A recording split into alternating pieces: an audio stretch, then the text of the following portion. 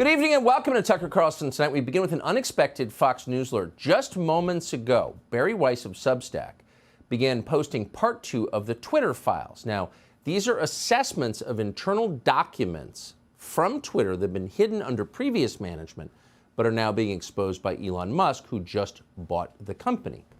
So first, Musk last week gave a trove of documents to Matt Taibbi of Substack and now to Barry Weiss. Weiss is unpacking all of this right now live on Twitter in a Twitter thread.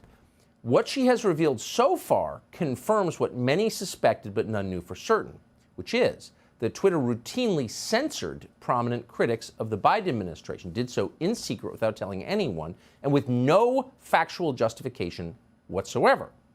This is known as shadow banning. Twitter did it all the time. Now, publicly, they denied doing it. People who were being shadow banned suspected something was up, but they didn't know. Now, officially, Twitter's chief legal officer, chief censor at Twitter, Vijaya Gadde, a woman who was rewarded by the Biden administration for her work on their behalf, said that, quote, "We do not shadow ban, and we certainly don't shadow ban based on political viewpoints or ideologies." That's what she said. That was a lie. And the documents that Barry Weiss is posting right now, including screenshots of Twitter's internal censorship tools, prove that it was a lie.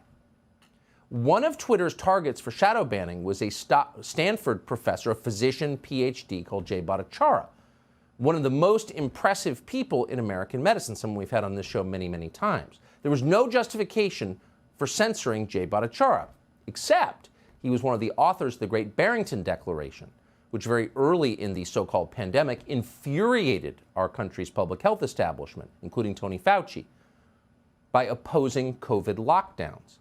Jay Bhattacharya has spent his career studying the health effects of various policies on vulnerable populations. So he knew that COVID lockdowns would harm children, and he said so. That has turned out to be true.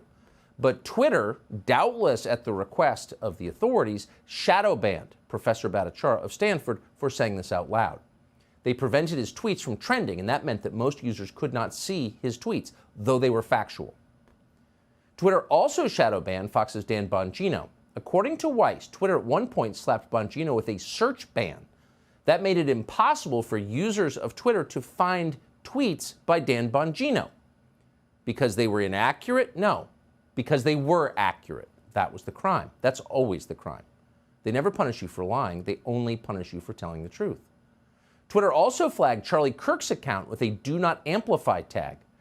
Weiss reports that, quote, "The group that decided whether to limit the reach of certain users was the Strategic Response Team, Global Escalation Team, or SRT-GET.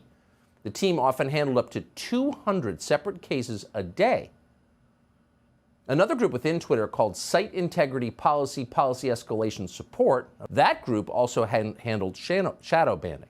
And that group included Gadde, as well as Twitter executives Yoel Roth and Parag Agrawal, who ran the company. None of this has been previously known. It was never disclosed to the public. Weiss's thread is ongoing. It's being updated as we speak, and of course, we'll bring you more information as we get it. Subscribe.